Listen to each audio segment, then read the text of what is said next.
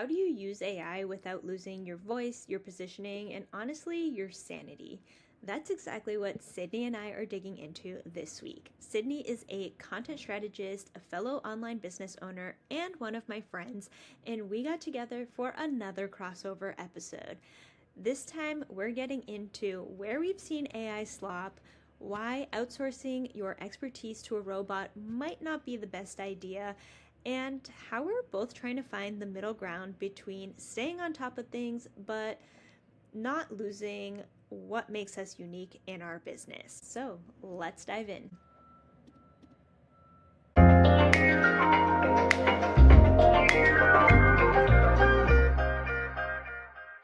Today I get to talk to Stacy. Again, we had a joint episode a couple of months ago now, I think, about business coaching and online business, and it went really well. So now we are back to talk about AI in business. Stacy, do you want to give us some background information for people that don't know you? Hello, I'm Stacy. I'm a copywriter and messaging strategist, also a former teacher, and I'm glad to come on and talk about the spicy topics. Love it. Being that we both deal a lot with written things, you being a copywriter, me doing content, there's a lot of writing involved and seeing other people's work. How often do you see people using AI in their writing?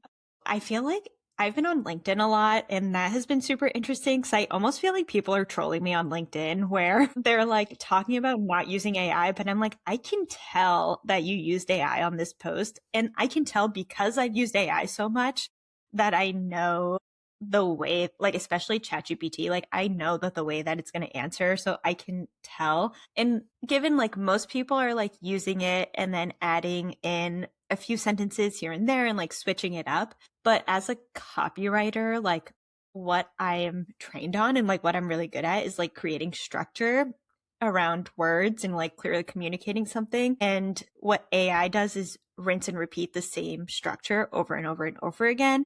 And so if you don't know the structure, you probably won't notice it. But as somebody who knows the structure, it's like all I see on social media, especially LinkedIn. Yeah. Yeah. That's nuts. I've been spending a little bit more time on LinkedIn recently and I've noticed the same thing. It's interesting for sure. I see it a ton on like Instagram captions though, like all the time. It's interesting too, because it's like there are things where I'm not going to spend my time writing. Like, I'm not going to spend my time writing podcast show notes. Like, I'm sorry. I don't care enough. Like, I put my time into like the episode and what I'm going to say. But at the end of the day, I don't think anybody actually reads my show notes. So I'm going to use AI to like turn my transcript into show notes. But then when it comes to like content and like engaging with your people, like I find you like lose the you-ness in it, right? And like that's what makes content really good is like that connection piece. And that's something that you talk about a lot is like finding that connection piece. Yeah, I 210 million% agree. I'm so sick of seeing like all the AI stuff. And again, like I completely understand it's a tool and I use it for some things. And I don't think like just saying no one should ever use AI ever is realistic, especially knowing like the world is on fire and we're all super stressed and we have to look for shortcuts somewhere to be able to get everything done.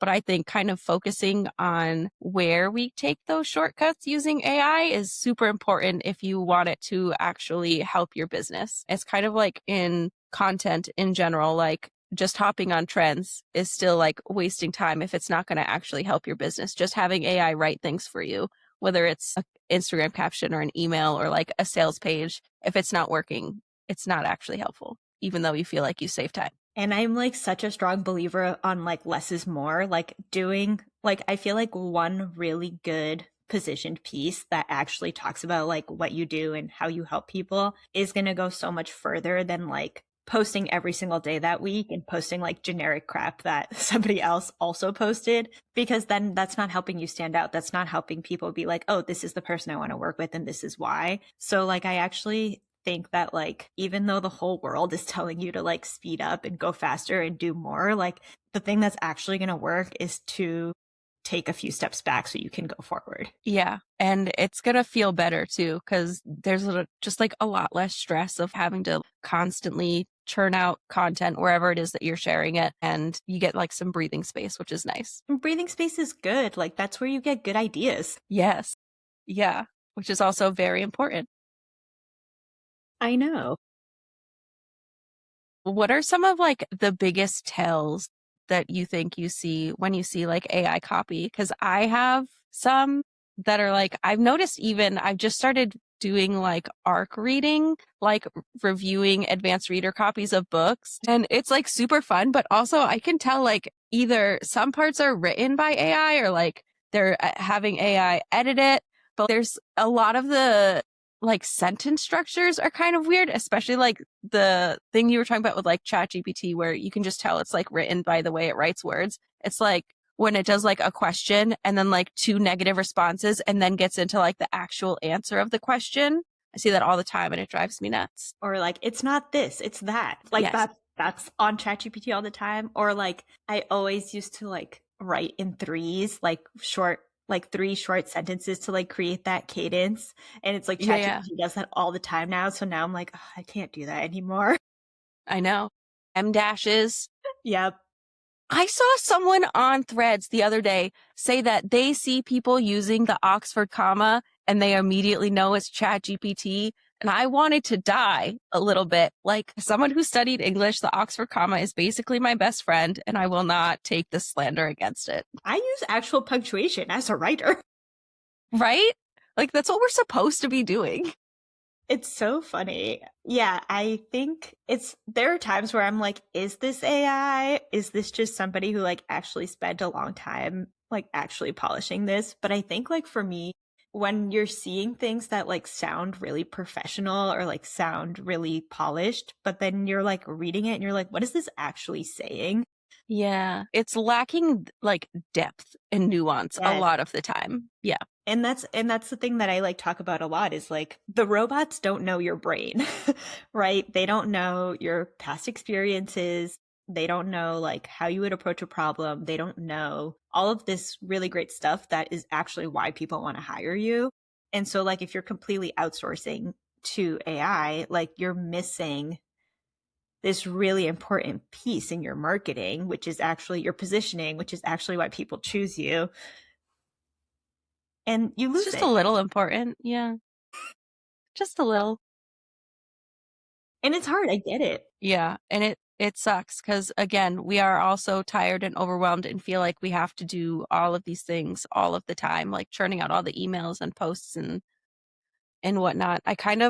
It makes me think of like screen time, like parents using screen time for their kids, which I know is like a highly hot topic in any kind of mom Facebook group, which are just horrible places to be, but I am in them. It's like you can't really acknowledge that we're using screen time a lot without also acknowledging it's because people are working more hours than ever for less money than ever, and like everyone is just stressed and they need a break. It's like a symptom, not like the cause itself. Right. And it's like sometimes you just need your kids to be quiet so you can like hear yourself think. It's They're like the best interesting. 5 minutes of my day. It's interesting too because I'm still involved in the local school community a little bit, and they have been pushing AI into classrooms. I wonder if you've heard this about your kids in school because they're younger.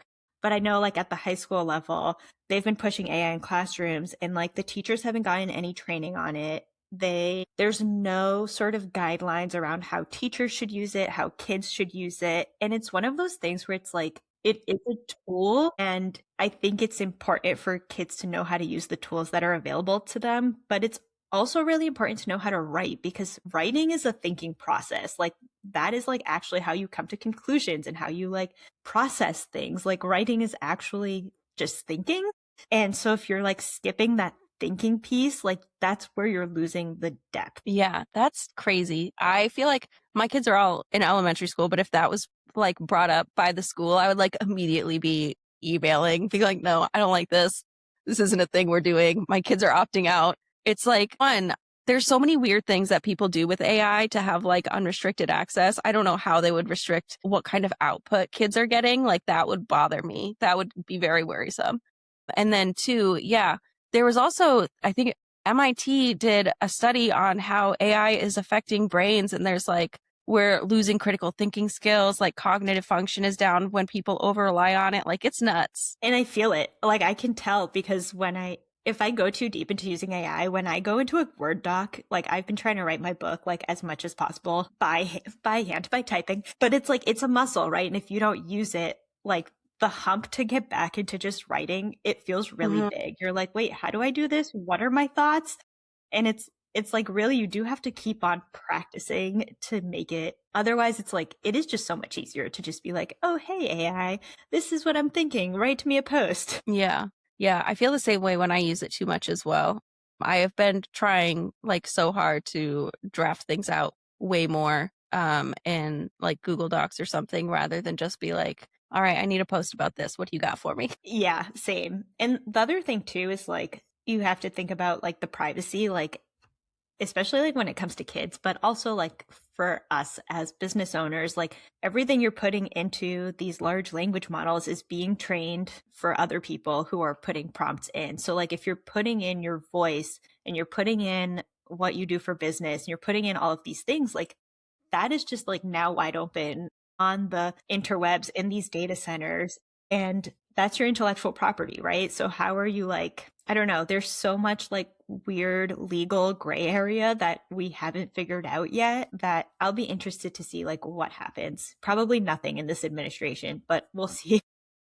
Probably. That brought up two thoughts for me. One, did you listen to that Duped episode where they go into like the legality, like finer aspects of AI apart from just like the bad copy it spits out? It was really interesting and like brought up a lot of points I haven't heard. I can't remember if it was the free one or the paid one. So if you're listening to this, go search for the Duped podcast. And if it's there, listen to it. And if it's not, I'm sorry. Pay for it, I guess. It's worth pay it. for it. It's worth it. It's like $7 a month.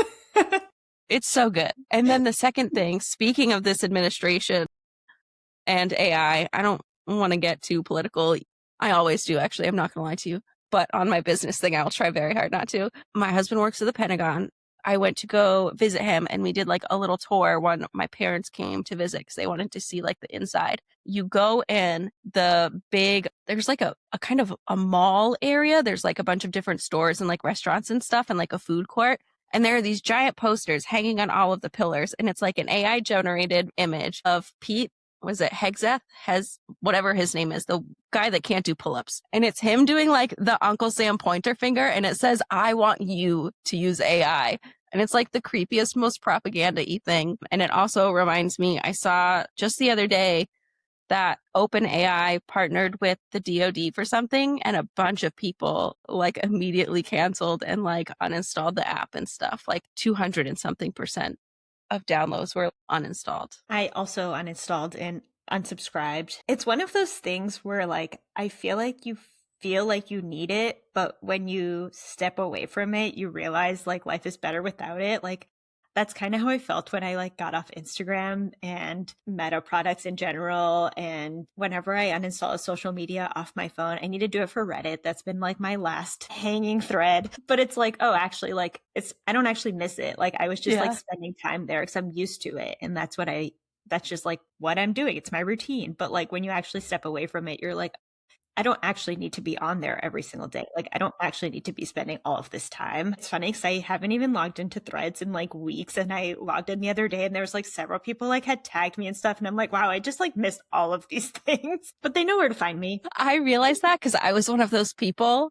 And then I was like, next time I'm just gonna, it was like someone looking for copywriter. And I was like, next time I'm just going to link her like contact page or like her freebie or something. Just make this easier. I know. And it's just like, I literally just haven't thought about Threads in so long. But yeah, I think go outside, talk to real people. This is the solution to AI. Yeah, it is actually. I did my very first like in-person networking kind of event and like even just talking to the people there. And it wasn't specifically like about like women in business or like marketing or anything, but we all happen to be like women business owners who are also moms, which is my audience. And so even just like chatting with them, got like a ton of content ideas and like somehow accomplished a bunch of market research without even meaning to. Talking to people is very, very helpful. Yeah. I would say like most of my content ideas come from having conversations with people who would be my ideal clients. As much as I'm introverted and like to stay inside, like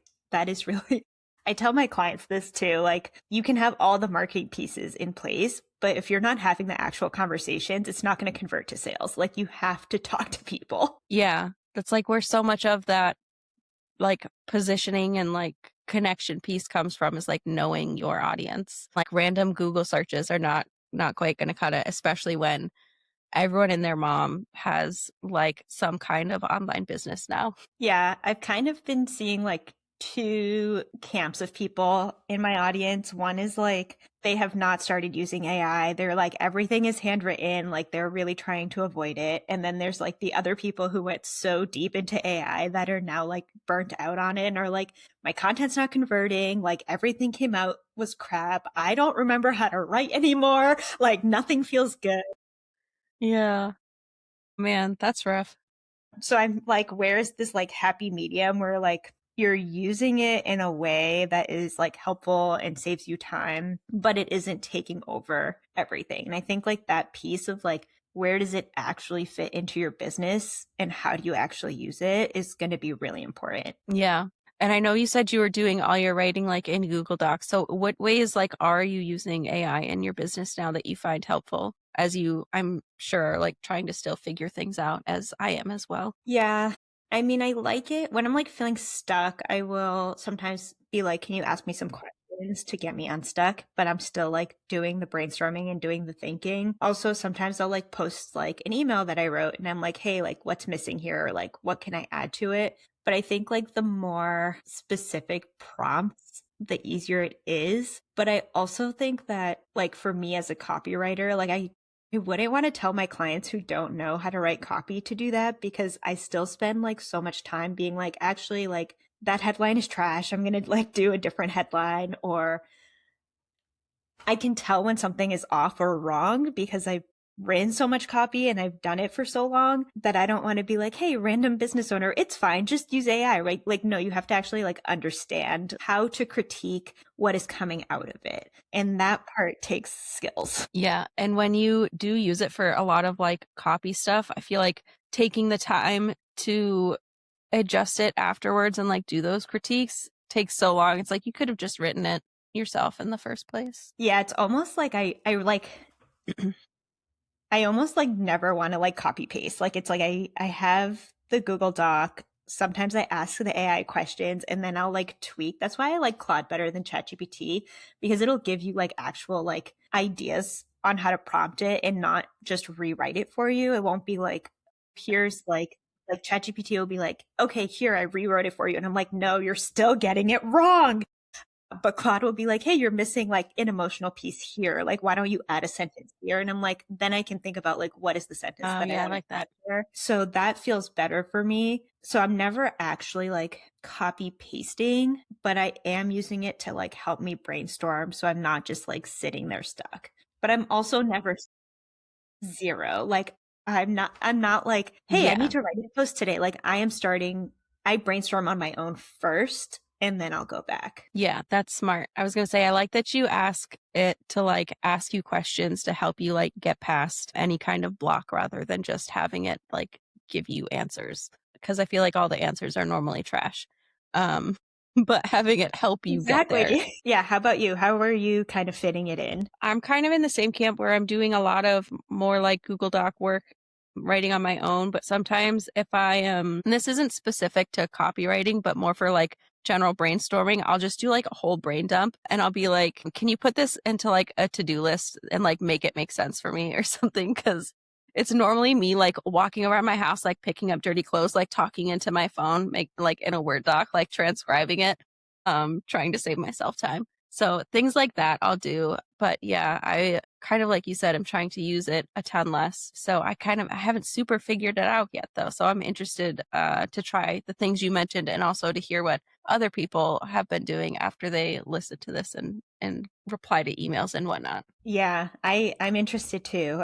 I do agree with what you said though, like making things structured. Like if you put in a brain dump and you're like, help me put this in order, like I know that this doesn't flow, like it is pretty good at that. Yeah. And then it's still like your ideas and stuff, but it's not, I don't know, turning what you did into AI slop or anything. Yeah. And then it's like when you think about like, most of my clients, and I think most of your clients, like, are service-based people, like they're consultants, Hmm.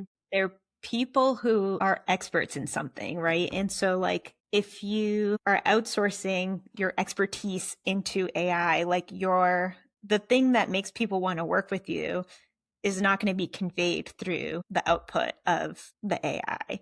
And so that's like the piece Hmm. where it's like, how do you capture the essence of what you do and capture like the trust that you build with your people, even if you decide to use the tool? Yeah.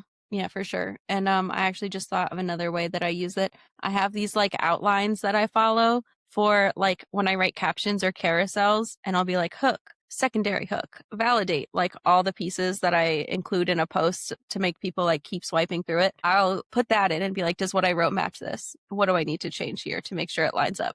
Things like that. Yeah, I think like really specific prompts are helpful. But I think like also like you have to be clear on like your positioning and what you want to say, and like Yeah. so that you can be like, hey, going into this launch or going into whatever it is that you're doing, whatever your goal is, this is how I want to talk about what I'm saying. Like these are the core messages that I want, and incorporate that into whatever content.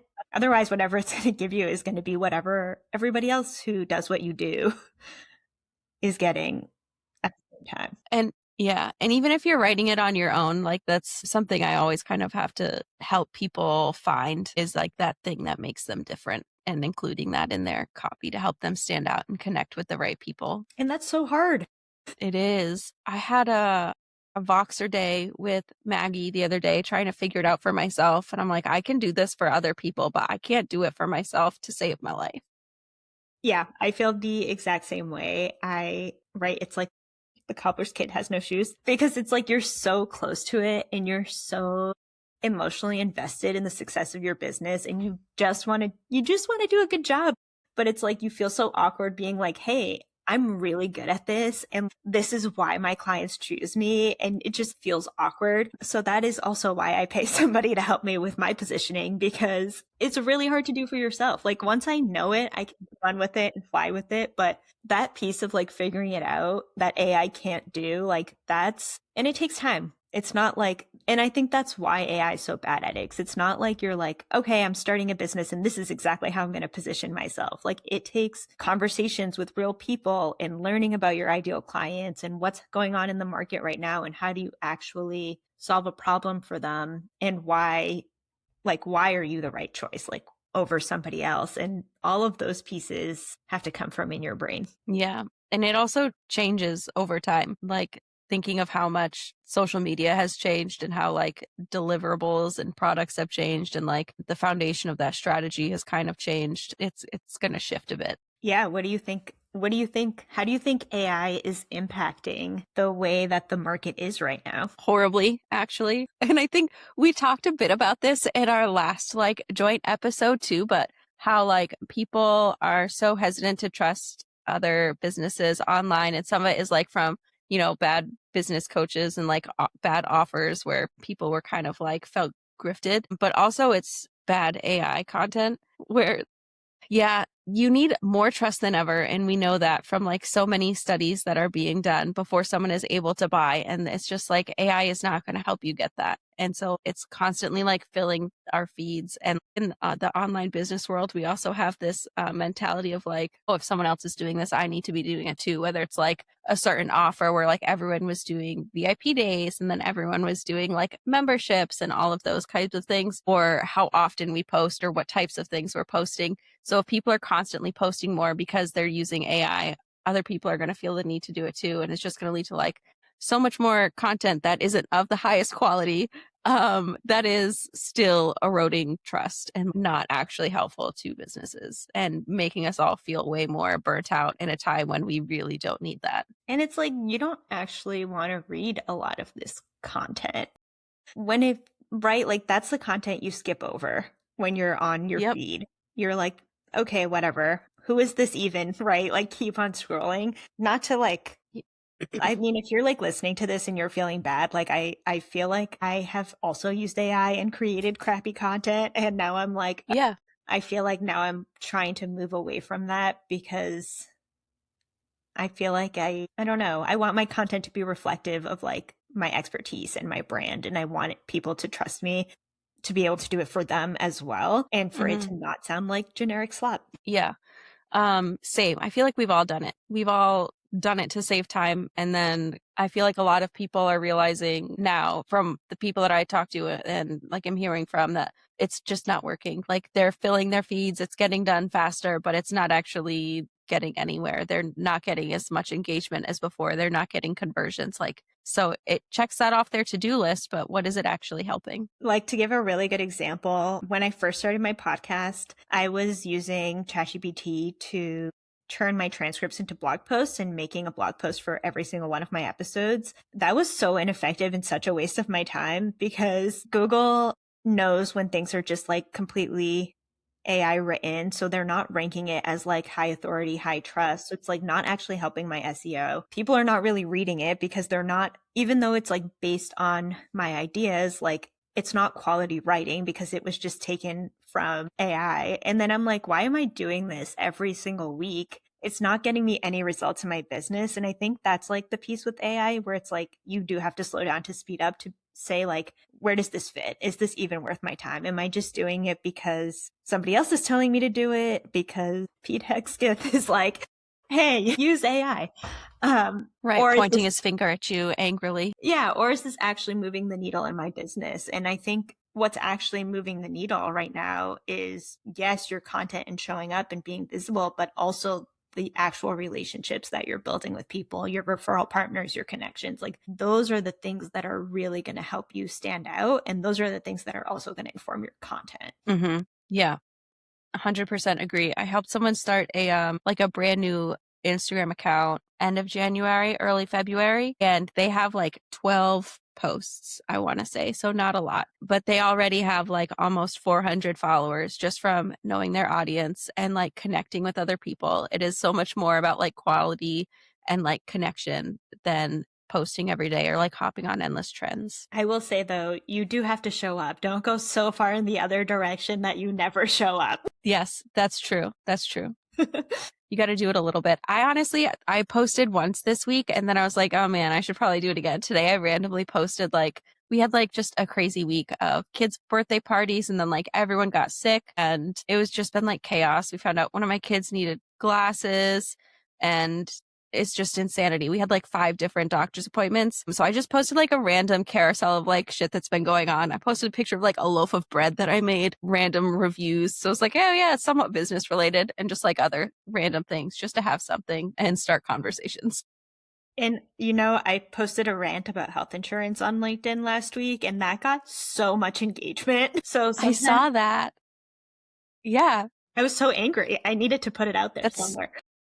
I would be too, honestly. Like, I completely understand. So yeah, I think like don't feel like everything has to be like super connected to business either. And I think that's like also something that like AI just like puts you in a box. If you're using it to plan your content strategy, it's gonna give you like super generic strategy. And it's like, it doesn't leave room for you to talk about your loaf of bread or for me to rant about health insurance. And like, those are the moments.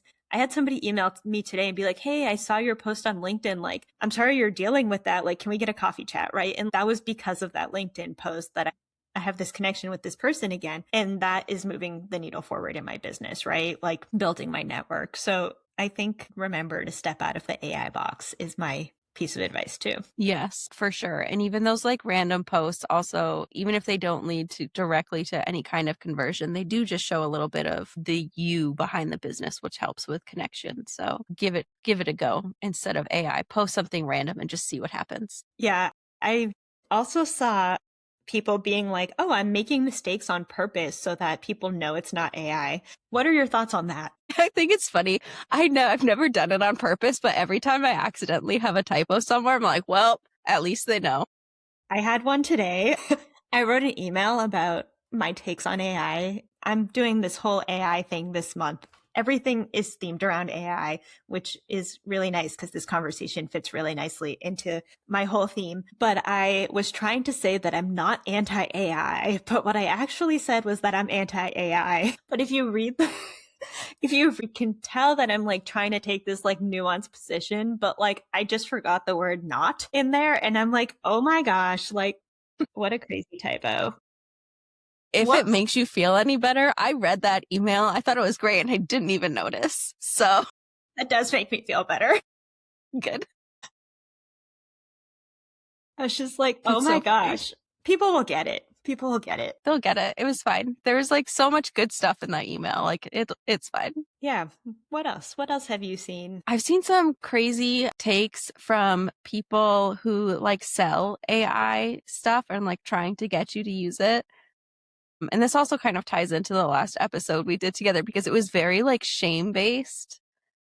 Someone accused me of being anti-feminist by saying we shouldn't use AI because she was a woman business owner. I was like, hey, me too. But it was like such a Okay. weird I'm take. not sure where the And dots then are. people being like, yeah, she was like, well, we're mom business owners. We need AI to like make sure we get everything done.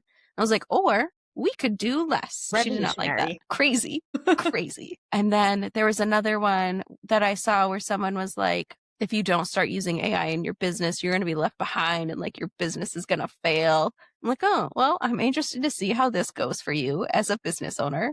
I'm sure this is very like trust building for your followers. That's interesting because I have seen like a few copywriters like go deep into AI and then pivot away from it. So I actually wonder how effective that is of like using AI as like your differentiator of your like unique value proposition.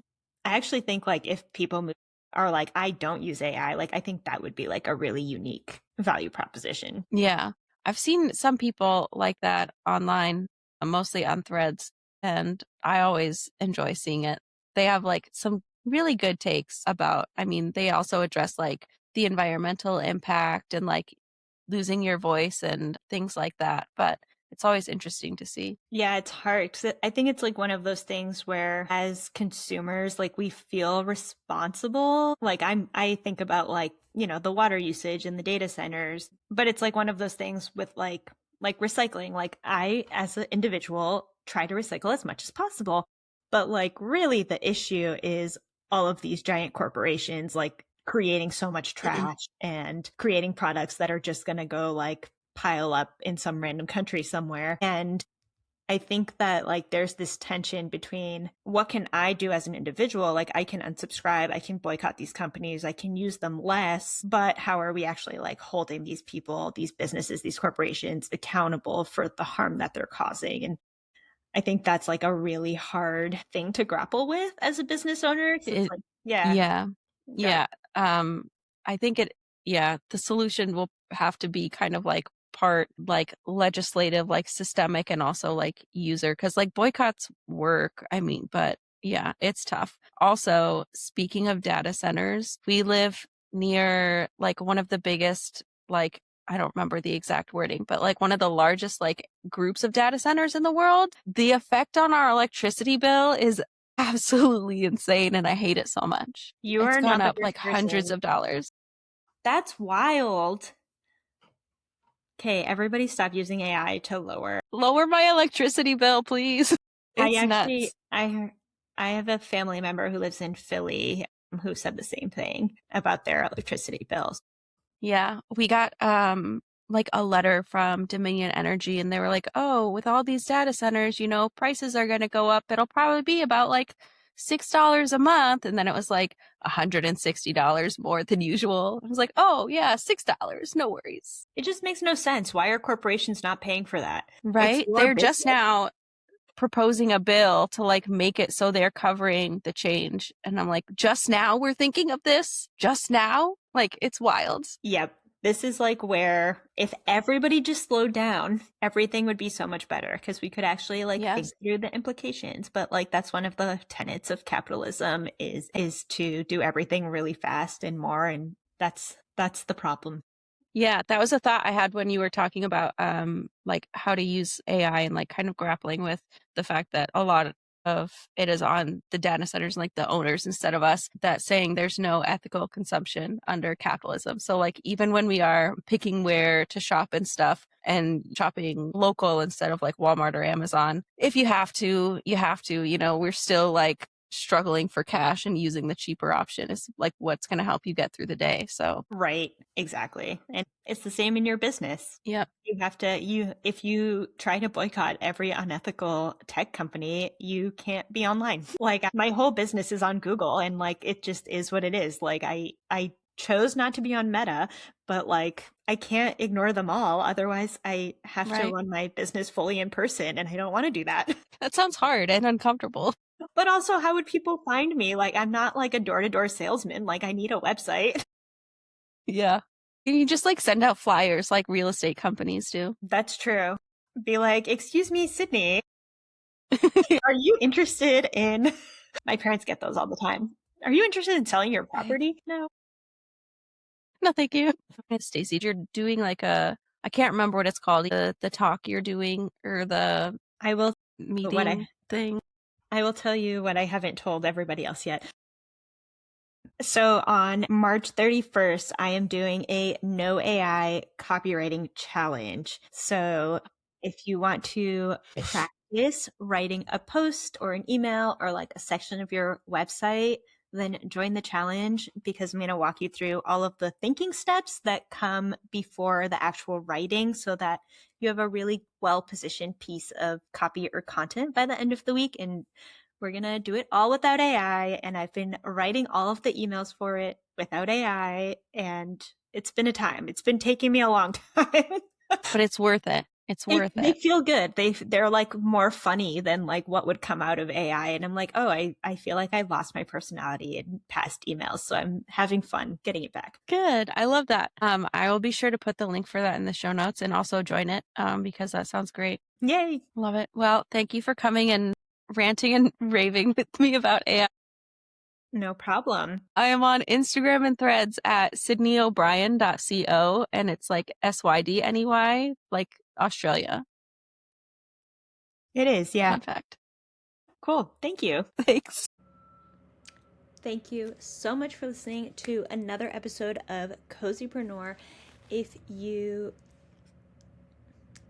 love the episode, don't forget to leave a review, share with a business friend, and thanks again for listening. Until next time.